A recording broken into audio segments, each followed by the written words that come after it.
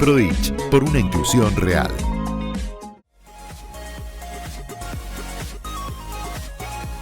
Hola, buenas tardes.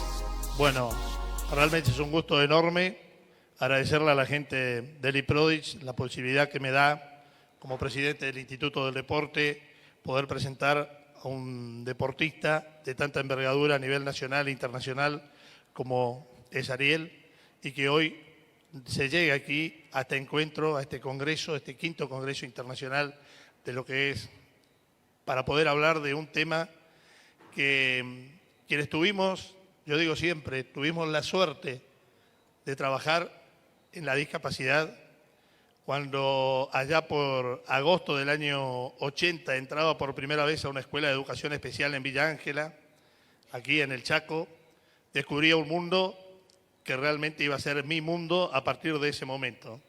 Pero qué lindo es ver y saber que hoy por hoy se pueden vivir este tipo de cosas, la relación directa con los protagonistas, cosa que por allí antes era muy difícil. Antes lo único que teníamos era la lectura de un libro, poder meternos en ese Piaget en la cabeza para ver la psicología evolutiva del niño, hablar o leer los españoles o leer los alemanes para poder transformarlos los ejercicios y poder vivir y vivenciar de esa manera el crecimiento físico y deportivo de nuestros chicos. Y hoy que exista esta realidad, esto de encontrarse con un campeón que venga a contarnos su historia, su forma de vida. Yo pensaba cuando Mariel me dice, vení a presentarlo, lo leo, todo lo que realmente ha hecho en su vida, conociéndolo ya por su historia, por seguir los paralímpicos, panamericanos y todo lo demás, y todo lo que tenga que ver con la discapacidad, por tener muchos amigos en el mundo de la discapacidad, conocer su historia. Y yo decía lo que hubiese sido allá por el 80, estando en el interior del interior, ¿no es cierto?, allá en el 80, 81, 82, poner un chico discapacitado en una pileta de natación. Desde Galtieri para abajo venía el juicio final para nosotros, te puedo asegurar. Era tema tabú. Vivíamos en el marco de una integración que estábamos queriendo, y la integración que se da hoy es esta. Todos juntos aquí, hablando de un tema que dejó de ser tabú para ser protagonista. Y para que realmente tengamos un mundo adecuado a la capacidad de cada uno. Porque siempre dije yo, ¿dónde está el parámetro?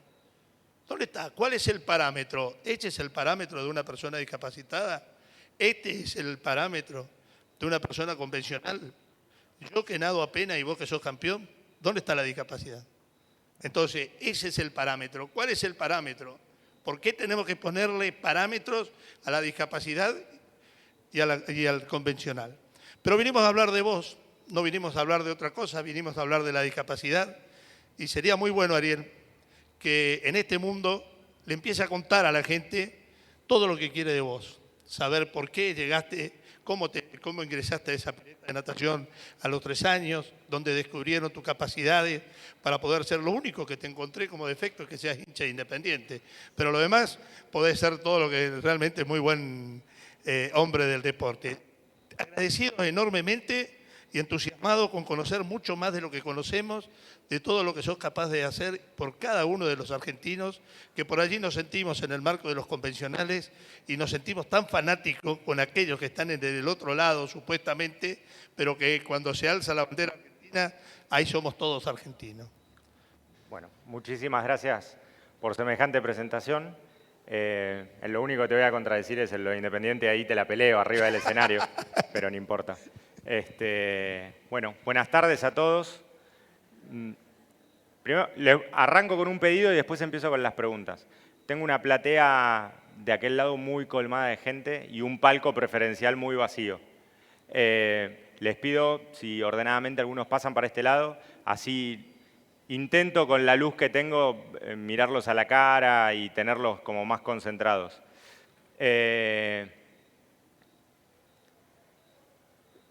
¿Quién de todos los que están acá estuvieron en la conferencia anterior? ¿Todos ustedes? Me dejó la vara alta, por eso quiero tantear un poco. Los dejó allá arriba y me metió como una presión ahí que voy a tener que sostener los primeros minutos como para poder captar la atención.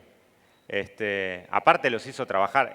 Menos mal que estuve 10 segundos nada más, porque los vi, estaban todos saltando en las sillas. Yo no voy a poder hacer todo eso, porque en realidad en mi rubro, si hago eso, necesitamos un estilo de cine 4D y que les tire agua. No me lo aceptaron.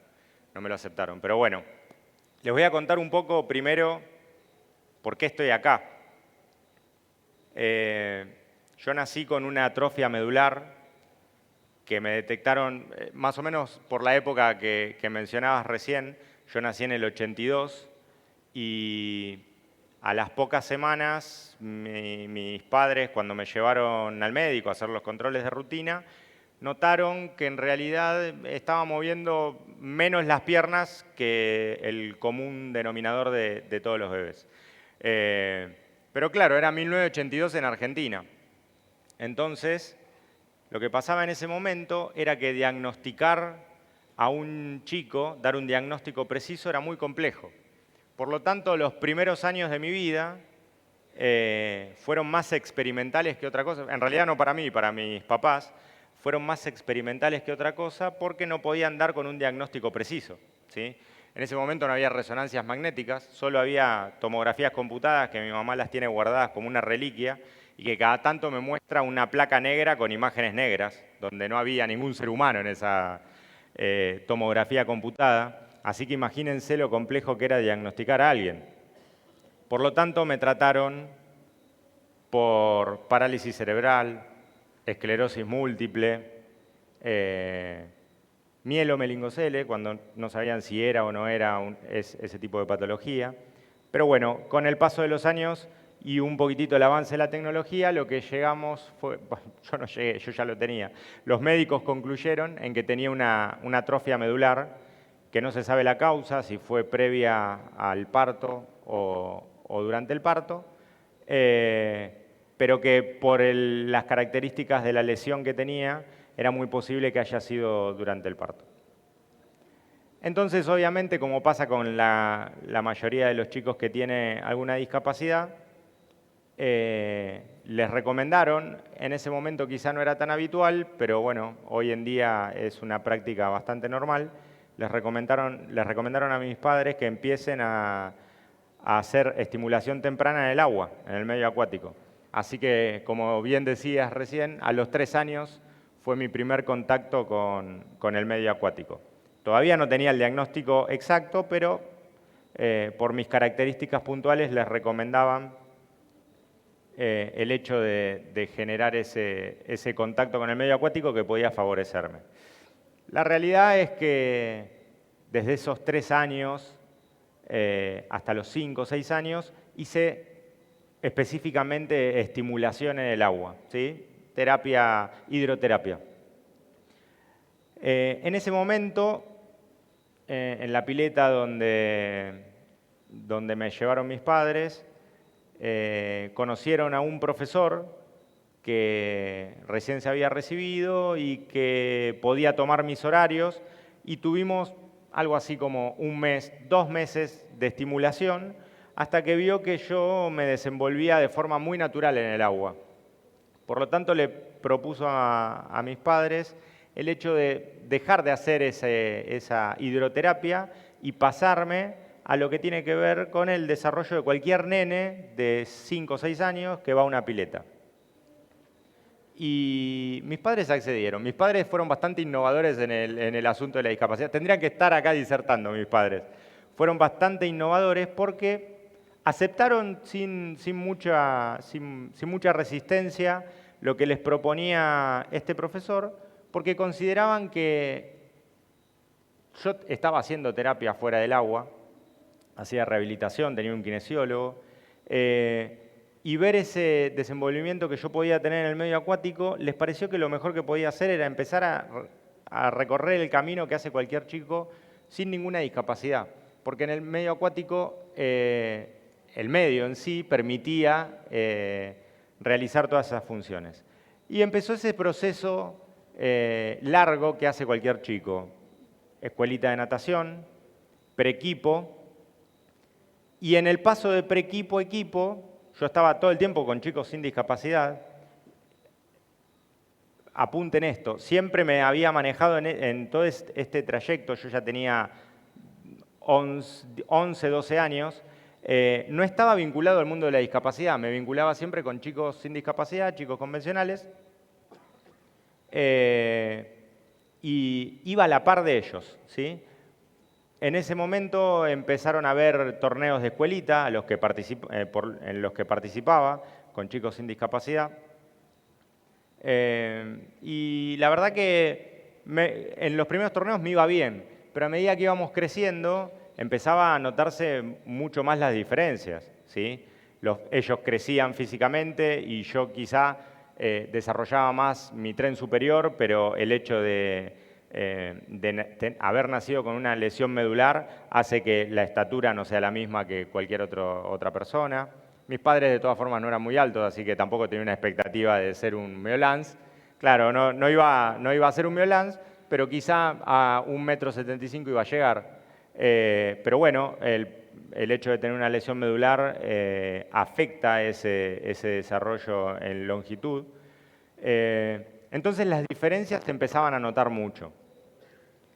Y ese profesor con el que había hecho todo ese desarrollo desde los 6 años hasta los 11, 12, había detectado una característica en mí, que era un ser un tanto competitivo. Entonces yo iba a los torneos y veía que no tenía chance de ganar una sola competencia y me iba bastante enojado de esos torneos. Y como que ya había perdido ese disfrute de ir con mis compañeros a los torneos porque no estaba compitiendo en igualdad de condiciones.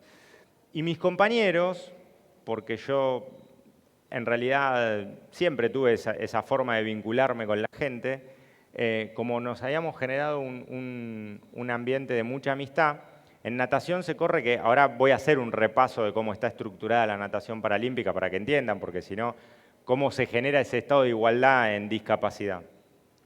Mis compañeros, como éramos muy amigos todos, en natación se corre una modalidad que es en postas, que es la única forma de competir en equipo en natación. Y ellos querían que yo participe de las postas con ellos, pero yo me daba cuenta en ese momento que si yo participaba en la posta, automáticamente les hacía caer su posta, ¿sí? Porque eran 3 chicos sin discapacidad y una persona que no pateaba. Entonces había mucha diferencia. Entonces en ese momento yo le planteé a mi entrenador que no quería competir más. Y si no competía más, que posiblemente iba a dejar de ir a la pileta, porque realmente sentía que no estaba en igualdad de condiciones.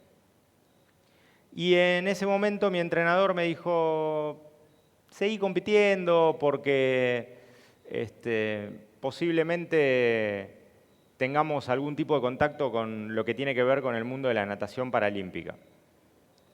Y a mí me hizo ruido eso. Yo en ese momento tenía 12, 13 años y me hizo ruido lo que me dijo porque en realidad en el corto plazo no tuvimos más noticias de ese ambiente que me había mencionado mi profe. Pero yo seguía yendo a la pileta.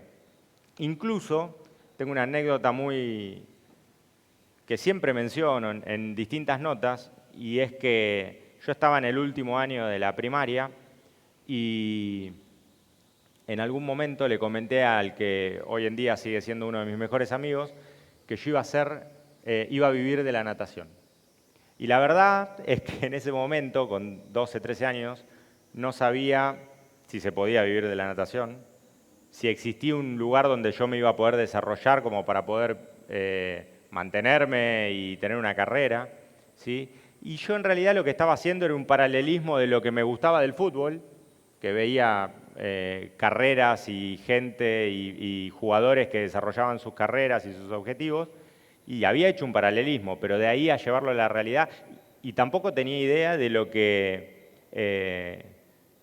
necesitaba para poder desarrollar una carrera deportiva. No tenía idea.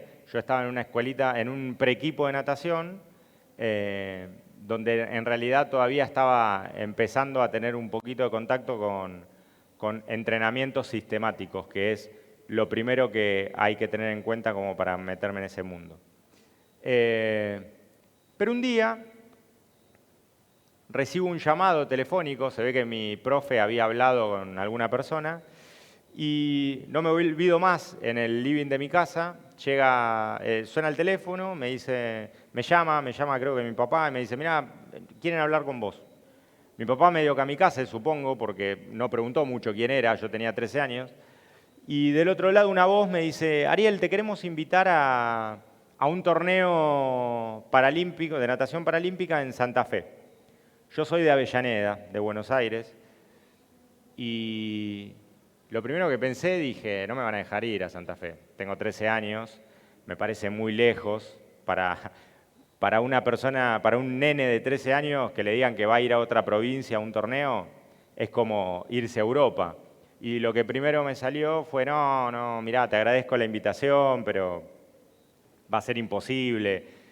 Aparte, no me voy a olvidar nunca, por algo que es muy emocional para mí, coincidía con el cumpleaños de mi hermana. Entonces le digo, no, mirá, te agradezco, le digo, pero no voy a ir porque es el cumpleaños de mi hermana y bueno, nada, no, mis papás no me van a llevar, así que te agradezco. Corto y me preguntan quién era. No, le digo, me invitaron a un torneo, pero es en Santa Fe y justo es el cumpleaños de Maggie, mi hermana. Y mis dos padres me miraron como diciendo, este pibe tiene algún otro problema que aparte de la parte medular. Hace 10 años que estamos llevando la pileta, pidió competir en el movimiento paralímpico y cuando lo invitan dice que no va porque es el cumpleaños de la hermana. Así que ahí hablaron con mi entrenador, que pensó lo mismo, tiene algún otro problema, analícenlo, mándenlo a algún lado. Y me dijeron, no, tenemos que ir. Entonces emprendimos lo que para mí era el viaje más emocionante de mi historia. Estaba yendo a Santa Fe. Me acuerdo, nos fuimos en un Ford Fiesta. Éramos como 18 personas adentro del Ford Fiesta. Era toda la delegación, era como una estrella de rock con todo su staff. Y cuando llegué a la ciudad San Jorge, increíblemente, a pesar de que yo tenía 13 años y había estado todo el tiempo en vínculo con el Hospital Garrahan, ¿sí? Con operaciones, pero era mi primer contacto real con el mundo de la discapacidad. Porque mi contacto era eventual. Iba a una consulta médica, estaba 30 minutos, 40 minutos, una hora esperando y me iba. Y veía a algunos chicos con discapacidad, pero realmente mi contacto con la discapacidad no era real, era esporádico y momentáneo. Y cuando llegué, no me voy a olvidar nunca, cuando llegué al natatorio, en el mismo lugar tiene un polideportivo muy lindo que era donde nos quedábamos. Dormíamos en unas camas improvisadas y me recibió un nadador en ese momento. Ahora es una de las estrellas de la selección de básquet que se llama Gustavo Villafañe y es un chico que tuvo un accidente, tendría 11, 12 años, tiene mi edad, o sea que era bastante reciente el accidente que había tenido, se cayó del tren y tuvo una triple amputación. ¿Sí? Yo después les voy a mostrar una imagen que van a ver, no es de Gustavo, pero es de una nadadora estadounidense muy similar a Gustavo. Y cuando llegué, yo camino con bastones canadienses, a veces uso la silla de ruedas cuando hay que trasladarse mucho porque, nada, ya estoy un poco más grande y perezoso. Entonces, con la silla de ruedas me manejo con un poco más de facilidad. Cuando llegué y me recibió Gustavo, mi pensamiento fue, por favor, les pido, sáquenme de acá, ya. ¿Dónde me trajeron? Era un mundo donde todas las personas tenían discapacidad y nunca había estado en contacto con ese mundo. Imagínense el nivel de prejuicio que me había generado mis 12 años previos, que yo, una persona con discapacidad, tenía prejuicio para con las personas con discapacidad. Por eso trato de ser lo más comprensivo posible cuando en cualquier ámbito de la vida hay gente que le cuesta generar ese vínculo con la discapacidad. Esa comprensión llega hasta el punto donde uno puede ser lo más permeable posible. Ya de un punto en adelante los mando al psicólogo, porque obviamente todo es un proceso entendible hasta donde uno lo puede ayudar. Ya cuando la otra persona está en una actitud de resistencia permanente, psicólogo y si es necesario psiquiatra. Yo ya no me hago cargo ahí. Pero realmente el primer contacto me costó. Pero claro, hubo un momento donde el mundo paralímpico y todos los prejuicios que podía tener con la discapacidad se derrumbaron, que fue en el momento que empezó la competencia. ¿Ustedes se acuerdan qué pasaba cuando yo competía con chicos sin discapacidad? En la mayoría de los casos perdía. Y si tenía suerte y no habían ido los que más o menos nadaba bien, arañaba un tercer puesto. Pero se dio la casualidad que yo empecé a competir con chicos en igualdad de condiciones.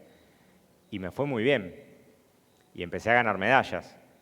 Y en el primer torneo que había ido en mi vida a nivel paralímpico, se acercó una persona que decía ser la entrenadora de la selección.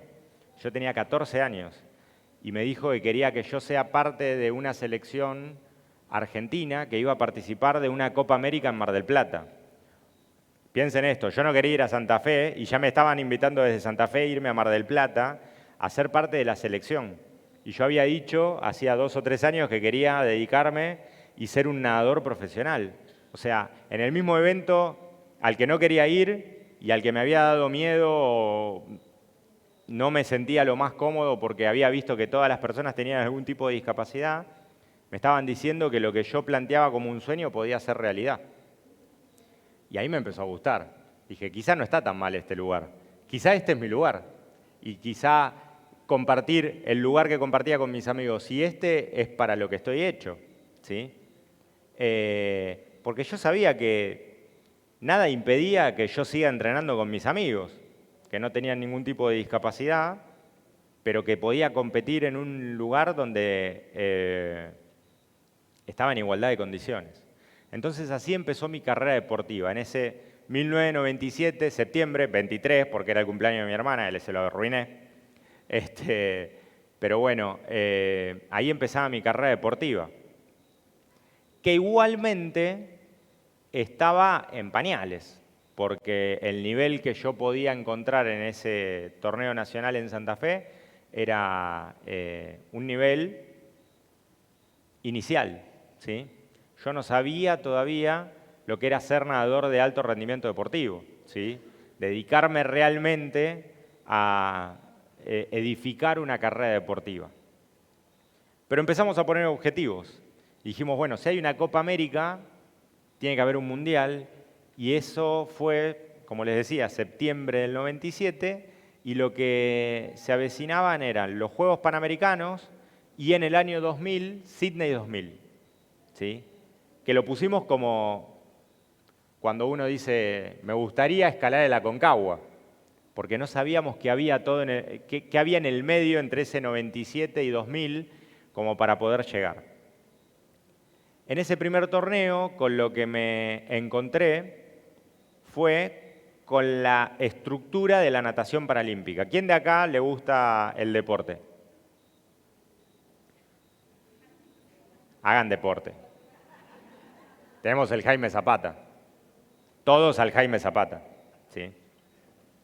Meto publicidad. Soy licenciado en publicidad también. Disculpen. Bueno, en esa estructura de natación paralímpica, yo pensaba, ¿cómo hacen para que estemos todos en igualdad de condiciones? Porque en la discapacidad hay algo muy particular, que tiene que ver que cualquiera de ustedes puede buscar a una persona con la misma discapacidad que tengo yo, pero posiblemente tengamos adaptaciones distintas a esa discapacidad, que tienen que ver con la estimulación temprana que tuvimos, ¿sí? En las condiciones socioeconómicas que nacimos, el tipo de vínculo que tuvimos con nuestra familia y a partir del vínculo que tuvimos con nuestra familia, el tipo de educación al que pudimos acceder, el entorno de amistades que tenemos, ¿sí? Todo eso condiciona a cómo nosotros nos podemos vincular con esa discapacidad, ¿sí? Entonces, quizá una persona que tiene la misma discapacidad que tengo yo, no camina con bastones canadienses como camino yo, o tiene otro tipo de aprendizaje visual por el hecho de estar quizá solo con personas con discapacidad. A mí me favoreció mucho el hecho de haber hecho todo este desarrollo con chicos sin discapacidad porque yo copiaba movimientos que quizá si no los veía, no los podía copiar, y en un grupo solo de personas con discapacidad es mucho más complejo, ¿sí? Entonces, yo trataba de imaginar cómo se generaba esa igualdad de condiciones y era muy complejo, hasta que me explicaron algo que era más complejo que lo que yo me estaba imaginando, que es el sistema de clasificación dentro de lo que es el mundo de discapacidad. Iba a dejar algo para el final, pero lo voy a mostrar ahora porque si no se me va a quedar medio descolgado. A partir de ese 97, yo fui generando una carrera deportiva que arrancó en serio en el año 2000, cuando yo llegué a mi primer Juego Paralímpico. El Juego Paralímpico es el equivalente a lo que son los Juegos Olímpicos, ¿sí? Y cuando llegué con 17 años a ese lugar y vi el nivel de altísimo rendimiento, dije, yo de acá no me quiero ir nunca. Después me di cuenta que el DNI me iba a sacar, pero quería estar un tiempo. Y vi lo que era la élite del deporte paralímpico. A partir de ahí fui edificando una carrera de 20 años, ¿sí? Donde pude participar en 4 Juegos Paralímpicos, y esa carrera la cerré el mes pasado en los Parapanamericanos de Lima, y acá voy a empezar a hacer un poco de alarde, donde pude conquistar mi última medalla. La traje para compartir con ustedes.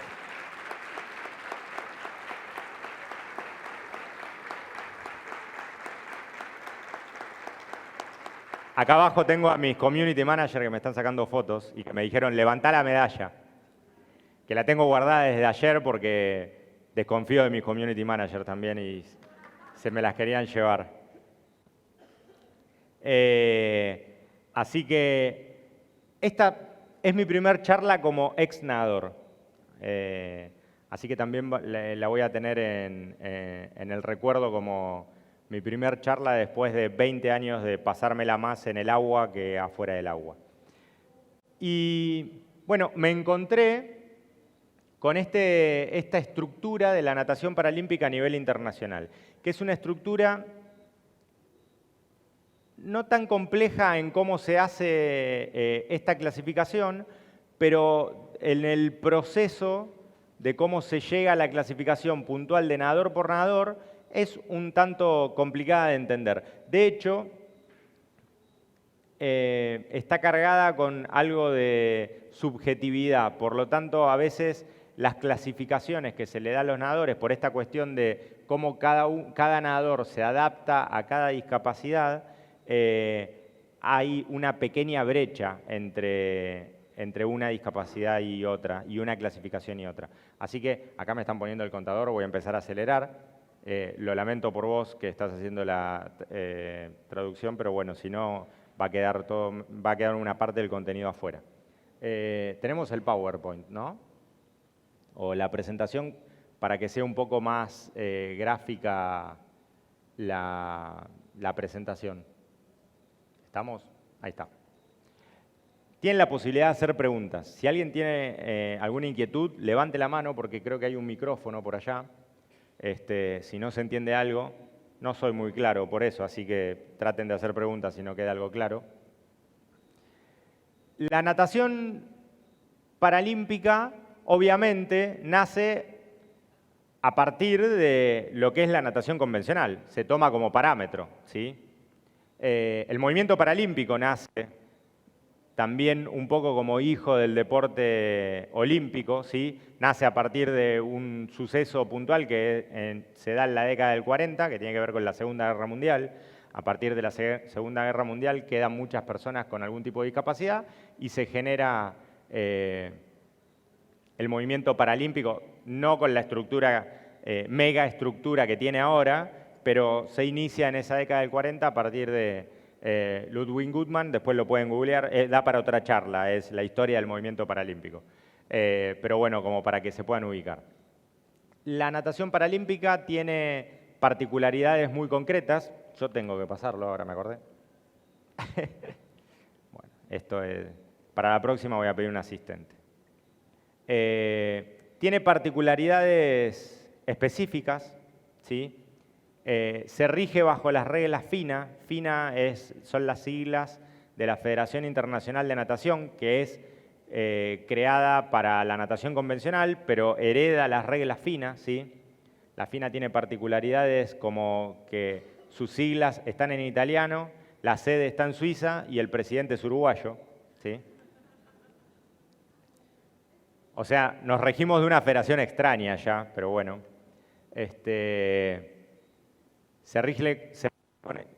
Hola, ahí estoy. Se rige con reglas FINA. Heredamos los jueces de reglas FINA con capacitaciones para el mundo paralímpico, ¿sí? Tenemos una clasificación funcional que más adelante voy a hacer un detalle para que vean cómo se estructura todas las discapacidades, ¿sí? Somos uno de los deportes dentro del mundo paralímpico que tiene un mix de patologías. ¿Qué quiere decir esto? Que todo el universo de patologías que está dentro del mundo paralímpico está integrado dentro de la natación. Este mix de patologías son las discapacidades motrices. Dentro de las discapacidades motrices encontramos lesiones medulares, parálisis cerebral, acondroplasia o enanismo, amputaciones o malformaciones congénitas, y creo que no me estoy olvidando de ninguna. Si me estoy olvidando de alguna, la voy a agregar después. Ese es un grupo. Después soy yo, ¿no? Ese es un grupo. Después está... No soy yo. De las discapacidades intelectuales, que es un grupo único, y después de las discapacidades visuales, ¿sí? Y por último está el programa de pruebas, ¿sí? ¿Todos han visto alguna competencia internacional de natación? ¿Sí? Vieron que hay distintas pruebas y distintas distancias. La natación paralímpica toma ese programa de pruebas, pero obviamente hace una distribución, porque en esta clasificación funcional nosotros tenemos una gran cantidad de clasificaciones. No soy yo, ¿eh? Estoy quieto, no estoy tocando nada. Ahí está. No, ahí volví. Y ahí me fui, ahí volví. Si no, tomo uno de estos. Pero va a acoplar, ¿no? Si lo... Hola, ahí estoy. Se va tecnología, vuelve analogía. Ahí estamos. Bueno, en ese gran programa, mezclado con esta clasificación funcional, lo que se tuvo que hacer es una distribución de pruebas, porque si no el torneo iba a ser eterno. Por lo tanto, se ha hecho una clasificación funcional para las discapacidades motrices, una clasificación funcional para las discapacidades visuales y una clasificación única para las discapacidades intelectuales, ¿sí? Como pueden ver, yo esto lo grafiqué, es para que tengan un paneo. Igualmente voy a hacer un salteadito por cada una de las clasificaciones. En realidad, no una por una, pero vamos a ir de dos en dos para que tengan una visualización y que sea más gráfica la diferenciación entre una clasificación y otra, ¿sí? Todas las clasificaciones tienen una nomenclatura, ¿sí? La S de style, de estilo, ¿sí? La B de breast para las pruebas de pecho, ¿sí? Y la M, la SM en realidad, para las pruebas combinadas o en inglés denominadas Midley, ¿sí? Dentro de esa nomenclatura se le otorga un número y el número está asociado al grado de discapacidad. ¿Puede ser que esto siga andando? No. Creo que está haciendo un poco de ruido. Lo devuelvo. Ahí estamos. El número asociado a esa letra define el grado de dificultad que otorga esa discapacidad a la persona. Cuando se hace la clasificación, lo que se clasifica del nadador, en este caso del nadador, la clasificación funcional se aplica a otros deportes también, lo que se busca y lo que se evalúa es la potencialidad que tiene ese deportista y no la imposibilidad que le otorga esa discapacidad al atleta, ¿sí? Entonces, en esta clasificación, que para todo lo que tenga que ver con motriz es del 1 al 10, para lo que tiene que ver con las discapacidades visuales es del 11 al 13, y para las discapacidades intelectuales se clasifica con el número 14, ¿sí? Lo que se evalúa es la potencialidad, todo lo que puede dar a partir de su discapacidad ese atleta. El proceso de clasificación tiene 3 instancias. Algo que no aclaré, no lo tengo incorporado en la presentación, pero es importante destacar. Dentro del mundo paralímpico no están integrados las personas con discapacidad auditiva, tienen su organización paralela que tiene que ver con las sordo-olimpiadas, y no están incorporadas los deportistas con síndrome de Down que tienen el movimiento de Olimpiadas Especiales, ¿sí? Son los otros 2 movimientos que quedan por fuera, ¿sí? Con lo que tiene que ver con discapacidades. También está el movimiento de trasplantados, pero eso tiene que ver con una condición médica posterior, ¿sí? El proceso de clasificación está regido por 3 instancias. Una instancia de camilla, una instancia en el medio, en este caso en la pileta, en el agua, y una instancia de competencia. Los clasificadores están formados por duplas, ¿sí? Formados por un kinesiólogo médico, un entrenador, y se reparten las funciones. La evaluación en camilla la hace el kinesiólogo médico, donde se evalúa cuestiones que tienen que ver con la fuerza, la coordinación, los rangos articulares, ¿sí? Y donde se exige al deportista a dar el máximo de sí en camilla. Posterior se hace esta evaluación en el medio acuático, donde la evaluación obviamente la hace el entrenador. Y por último, se llega a la evaluación en competencia. ¿Por qué se llega a esta tercera instancia? Porque en competencia se supone que los deportistas van a dar el máximo de sí. Por lo tanto, pueden cruzar la información de las 2 primeras instancias, ¿sí? Este proceso es un proceso que yo sigo evaluando como un tanto subjetivo, porque esta evaluación que tiene que ver con un proceso que no dura más, el test de camilla y el test de agua, no dura mucho más de 40 minutos, 1 hora, ¿sí? Dependiendo del tipo de discapacidad, a veces es un poco más sencillo. Cuando tenemos que evaluar a un atleta que tiene una amputación o una malformación, es más sencillo porque se rige con mediciones, ¿sí? De acuerdo a la medición, ya está estipulado el tipo de discapacidad que tiene, por lo tanto la funcionabilidad no cambia tanto. Pero es un proceso que a veces está un tanto regido por la subjetividad. Lo que evalúa el sistema de clasificación es que un nadador convencional, o sea, sin discapacidad, dentro de esta evaluación alcanzaría los 300 puntos, o sea, se le da un puntaje del 0 al 5, ¿sí? Un nadador convencional tendría 300 puntos. En el caso de la natación paralímpica, lo máximo que puede tener un nadador es 285 puntos para los estilos mariposa, espalda y crawl, y 290 para el estilo de pecho, ¿sí? Cuando termina toda esta evaluación, si algún nadador queda por sobre los 290 puntos, queda por fuera de la clasificación funcional, es decir, no puede competir a nivel paralímpico porque no tiene el nivel de discapacidad mínimo como para competir en igualdad de condiciones con el resto, ¿sí?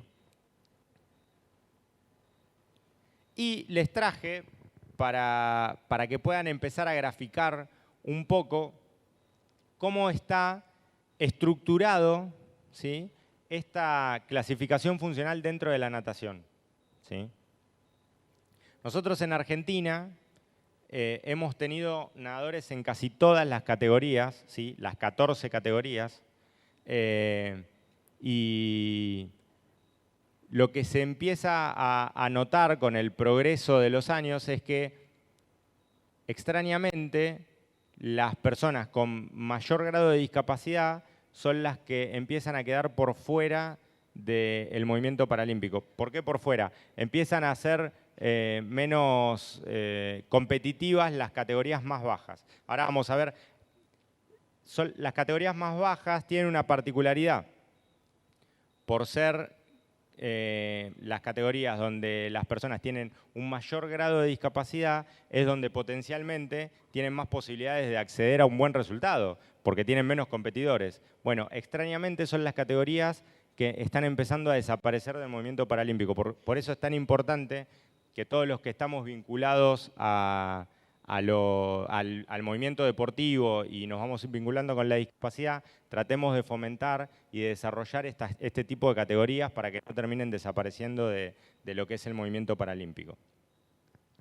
La categoría 1, como les decía antes, el número es lo que otorga el nivel de discapacidad. 1 es lo mínimo, la discapacidad máxima, cruza con el número mínimo que van a encontrar dentro de la clasificación funcional. En general, lo que vamos a encontrar son deportistas con cuadriplejía. Quiero pasar esto lo más rápido posible para que lo puedan ver en video, porque a veces es difícil imaginar el nivel de competencia que se puede alcanzar con una discapacidad tan severa. ¿Quiénes de acá han tenido contacto con una persona con una cuadriplejía por lesión medular? El nivel de funcionabilidad que puede tener esa persona es mínimo, ¿sí? Generalmente es algún tipo de valor en hombros, con poca coordinación, poca o nula coordinación en miembros superiores, una función en miembro inferior, ¿sí? En tren inferior. Y piensen una cosa, ¿recuerdan cuánto era el puntaje máximo que podía acceder un deportista que esté dentro del mundo paralímpico? Eran 285. Piensen que la categoría 1 suma entre 40 y 65 puntos de esos posibles 285 puntos. Entonces son discapacidades realmente muy severas, ¿sí? Yo he visto en alguna competencia nadadores de esta categoría que incluso tienen asistencia respiratoria. Piensen que una persona con asistencia respiratoria después se tira al agua a competir. O sea, son categorías muy poco pobladas, pero que los va a sorprender el nivel de competencia que pueden encontrar. Voy a ir saltando a dos categorías porque si no se hace eterno, pero piensen que en el medio hay un promedio entre categoría y categoría. La categoría 3, ¿sí? Se van a encontrar con alguna cuadriplejía con un poco más de valores, quizá una lesión un poquito menos alta que la que pueden encontrar en la categoría 1 o 2, o alguna malformación muy severa, como pueden ver en esta nadadora, que es muy parecida a este nadador con el que yo me encontré en el 97, ¿sí? Y son, a partir de esta categoría, en la categoría 3, hasta la categoría 5 y 6, van a encontrar un mix de patologías, malformaciones, lesiones medulares, parálisis cerebrales, en este caso, en esta categoría S3, muy severas, ¿sí? Donde el aspecto coordinativo es muy complejo, ¿sí? Pasamos después a la categoría 5, que es a la categoría que yo pertenecí, ¿sí? Durante toda mi carrera deportiva. Esta categoría S5, B4, SM5 es a la categoría que yo pertenecí, donde se encuentra, para hacerlo más gráfico posible, es la categoría intermedia, ¿sí? Entre 1 y 10, por lo tanto, en general, o tienen una discapacidad completa de tren inferior o viceversa, de tren superior. Yo he competido con deportistas que nacieron o tuvieron algún accidente y no tenían brazos, como para hacer el contrapuesto a mi caso, ¿sí? Que yo no pateo en el agua, no pateo en el agua y afuera tampoco, pero es una aclaración. Sí, sí. Hoy me mentalicé en no hacer chistes de humor negro. Me cuesta muchísimo. Me cuesta muchísimo más que hablar en público, que no me cuesta para nada. No sé por qué hice esa comparación.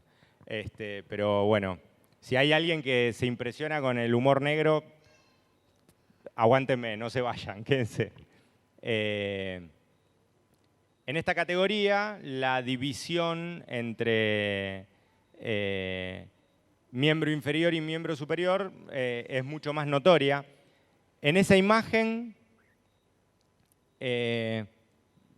a su izquierda, me tuve que dar vuelta para poder hacer esto, está Daniel Díaz, incorporado con una malformación. Daniel Díaz es uno de los nadadores, en realidad es el equivalente a Michael Phelps en el movimiento paralímpico. Yo tuve la suerte de que el Michael Phelps nazca con una malformación y corra en mi categoría. Eso me condenó toda mi carrera a saber que iba a competir con el que iba a ganar las medallas de oro y yo iba a estar ahí molestándolo en el resto de las competencias. Y aparte tiene una característica puntual. Daniel Díaz es una persona encantadora, entonces ni siquiera puedo hablar mal de él. Y somos grandes amigos después de una carrera deportiva bastante larga. Y atrás está Xavier Torres, que a los que son amantes de las redes sociales les recomiendo que lo sigan. Xavier Torres es una persona realmente encantadora desde sus posteos. Está posteando todo el tiempo cuestiones que tienen que ver con la discapacidad y muestran una mirada muy inteligente de la discapacidad, así que siempre recomiendo que lo sigan. Después está la categoría 7, saltamos 2 categorías de las 5. Van a encontrar algunas discapacidades que a veces se confunden con algo muy similar que tengo yo, pero porque la cuestión está radicada en que la funcionabilidad que pueden tener en el tren superior está acompañada de un mayor control de tronco, ¿sí? De abdomen. Entonces, el control en el agua es mucho más parecido a lo que puede tener un nadador convencional, pero aún así tienen una discapacidad un poco más compleja. En esta categoría también van a encontrar lesiones medulares, ¿sí? Artrogrifosis, alguna malformación, ¿sí? Esta categoría en particular es la categoría en la que Argentina tiene más nadadores de sexo masculino, ¿sí? Y actualmente, ayer terminó el Mundial de Natación, Argentina obtuvo 3 de sus 4 medallas en esta categoría, ¿sí? En los 100 metros espalda, en los 400 metros libre y, me está faltando uno, 100 metros espalda, 400 metros libre y una más que ahora me voy a acordar en un rato. Y la otra medalla que falta, que no es masculina, es de una mujer que es de esta provincia, ¿sí? Daniela Jiménez, que una extraordinaria nadadora. Un aplauso. Después le mando un mensaje a Dani diciéndole que la aplaudieron. Yo la quería traer, pero bueno, está en pleno vuelo. Y empiezo a meterle velocidad porque me va a sonar la chicharra. Y por último, la categoría dentro de lo que es... No toqué nada yo. Funcional. Es la categoría 10, donde... Voy a usar toda la tecnología que me dieron, ¿no? Qué difícil. Bueno, donde las discapacidades son mínimas. Si ven, en este nadador pueden observar que nació sin gemelos. Ustedes lo ven nadar y piensan que nació con un fuera de borda, ¿sí? Pero este nadador nació sin gemelos solamente. Fíjense que la categoría 10, ¿se acuerdan cuánto sumaba en la categoría 1 un nadador? Entre 40 y 61 puntos. Bueno, en la categoría 10 suma entre 266 y los 285 puntos necesarios para estar por dentro de la clasificación funcional en lo que tiene que ver con discapacidad.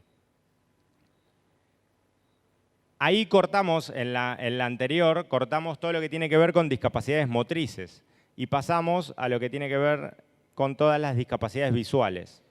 La clase 11 son ciegos totales, ¿sí? no tienen ninguna posibilidad de ver o de distinguir imágenes con claridad. No sé si ustedes lo saben, pero la ceguera total no existe. Los ciegos distinguen algún tipo de luz, ¿sí? O de sombras. Lo que no pueden distinguir son imágenes que están viendo.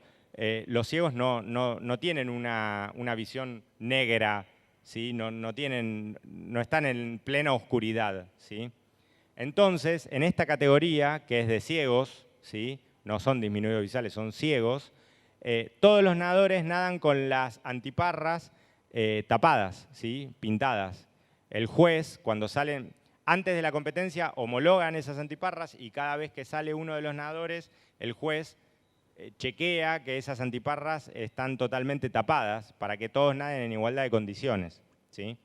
Y, por eso voy rápido, quiero que lo vean en videos, la característica que tienen los nadadores S11 es que nadan con esta asistencia, ¿sí? Que ven ahí, que se llama tupper.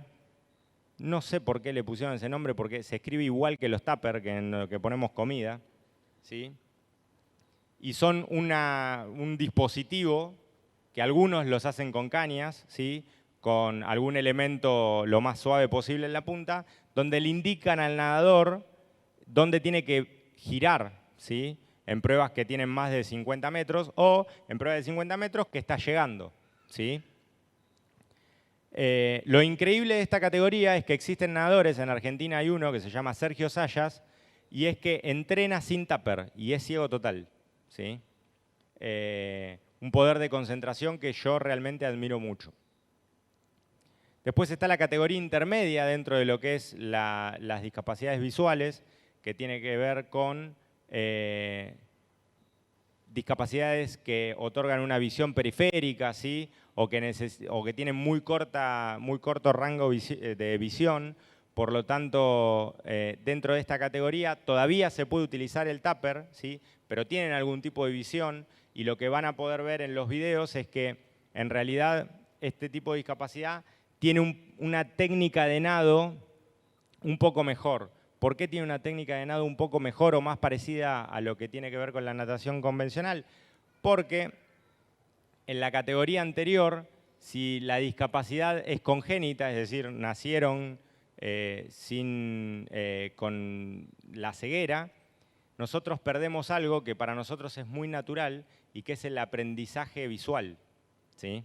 Nosotros copiamos mucho movimiento. ¿Se acuerdan que yo les dije que a mí me benefició mucho el hecho de haber entrenado con chicos sin discapacidad porque copiaba muchos movimientos? Yo me doy cuenta, yo ahora soy entrenador de natación y tengo algunos chicos con discapacidad nadando, y me doy cuenta que el hecho de que nunca estuvieron integrados en un equipo convencional hace que tengan movimientos que no los pueden replicar. Entonces, en una persona con discapacidad visual, el proceso de aprendizaje es totalmente distinto, ¿sí? En esta categoría se nota la diferencia de poder tener algún tipo de visibilidad. Y por último, está la categoría 13, donde la discapacidad visual es muy leve, ¿sí? Y son prácticamente nadadores convencionales, con una técnica mucho más elaborada, ¿sí? Y por último, está la categoría 14, que es una categoría única para todo lo que tenga que ver con discapacidades intelectuales. Es la categoría que más tiempo lleva para hacer la clasificación, porque es un proceso en el que se involucra la psicología. Entonces, no se hace en un momento específico, sino que se traslada a un periodo de una semana, donde se evalúa a ese deportista en distintas situaciones, ¿sí? Para llegar a la conclusión de que puede estar integrado dentro de la discapacidad intelectual. En general, los nadadores que se destacan en la natación paralímpica dentro del movimiento paralímpico son los que conocemos como fronterizos. ¿Por qué? Porque tienen una discapacidad muy leve y pueden llevar a la práctica un deporte de alto rendimiento, ¿sí? Me pasé. Ahí estamos. Dentro del desarrollo de pruebas que se corren en la natación paralímpica, vieron que yo les dije que había una distribución de pruebas de acuerdo a las categorías. Lo que se aplicó es que las pruebas más largas son para las categorías más altas y las pruebas más cortas son para las categorías más bajas, por una cuestión primero de dificultad y después de tiempo de duración de esas pruebas. Si no, el evento sería eterno. Piensen que tenemos 14 categorías, 2 sexos, por lo tanto tenemos 28, ¿sí? Y a eso le agregamos toda la distribución de pruebas. Cada nadador puede correr 50, 100, 200 en distintos estilos. Sería eterno el torneo. Entonces se tuvo que hacer una distribución de pruebas de acuerdo a la categoría, ¿sí? Y a la distancia. En base a esa distribución de pruebas, que nace de la natación convencional, existe una sola prueba que está diseñada específicamente para el mundo paralímpico, que es la prueba de 150 Midley. Para los que no saben, la prueba Midley se nada mariposa, espalda, pecho y crawl. Y en el movimiento paralímpico, la prueba de 150 Midley es para las categorías más bajas, 1, 2, 3 y 4, ¿sí? Donde se retira el estilo que más complejidad tiene, que es mariposa, ¿sí? Es la única adaptación en pruebas que existe de la natación paralímpica, de la natación convencional a la natación paralímpica, ¿sí? Y después las postas se organizan de acuerdo al puntaje, ¿sí? Las postas bajas se arman en cantidad de puntos con 4 nadadores que tienen que sumar entre los 4 20 puntos, las postas altas 34 puntos entre los 4 nadadores y las postas para no videntes de 49 puntos y después las postas específicas para discapacidad intelectual, que esa no suma puntos porque tienen que ser todos de la categoría 14, ¿sí? La velocidad que le estoy poniendo para entrar dentro del tiempo, estoy yendo más rápido de lo que nadaba. Me está costando, pero vamos a llegar. Quiero que vean algunos videos para que puedan llevar a un plano más real esta clasificación y lo que se puede lograr en discapacidad. Una vez que se termina esta clasificación, se le otorga un estatus a esa clasificación, que tiene que ver con el tipo de patología. Si la patología es estable, se le da la categoría de C, de confirmado, ¿sí? Si el nadador es muy joven, se le da la categoría de N de nuevo, ¿sí? Y si se tiene duda, de acuerdo a la categoría, se le da la categoría de R para que en el próximo torneo internacional de relevancia o en el plazo que disponga la clasificación, se vuelva a revisar esa clasificación que tiene el nadador. Y si no se llega en el puntaje, vieron, de los 2.85, si se excede esos 2.85 o de esos 2.90 para las pruebas de pecho, se le da la categoría de no elegible y tiene que competir con convencionales porque no está en condiciones de igualdad para competir con personas con discapacidad.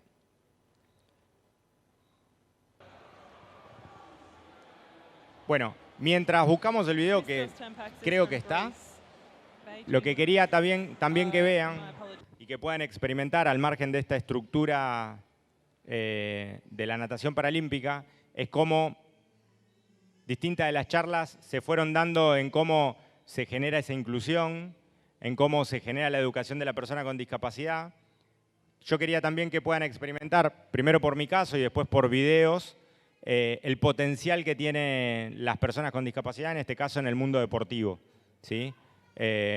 Mientras buscamos el video, hasta puedo hacer una publicidad, porque soy licenciado en publicidad. Mañana voy a hablar de un programa deportivo que tiene que ver con personas con discapacidad, así que todos los que estén interesados y puedan acceder son bienvenidos. Y creo que el video con el que quería cerrar no anda. Suele pasar. Bueno, les voy agradeciendo. El video que quedó pendiente es un video de nadadores ciegos que compiten con este sistema de Tupper. Todos los que estén interesados en saber de natación paralímpica, de deporte paralímpico, les dejo, me pueden buscar en redes sociales con mi nombre, así que no hay ningún tipo... Ese video es, ese video. Haceme andar ese video, te lo pido por favor. Bueno, no importa. Nada, lo pueden googlear también, en YouTube está. ¿Sí? Ponen categoría S11 y van a ver la cantidad de videos que quieran de personas con discapacidad visual.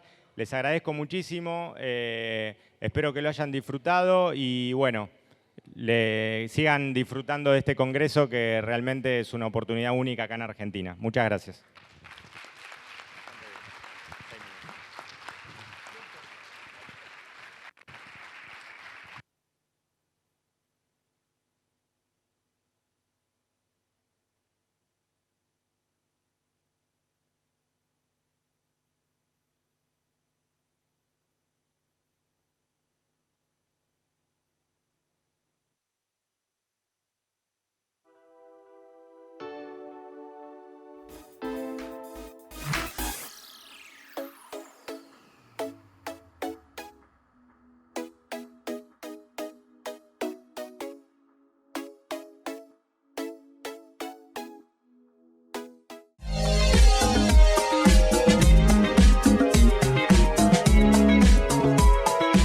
IPRODICH, por una inclusión real.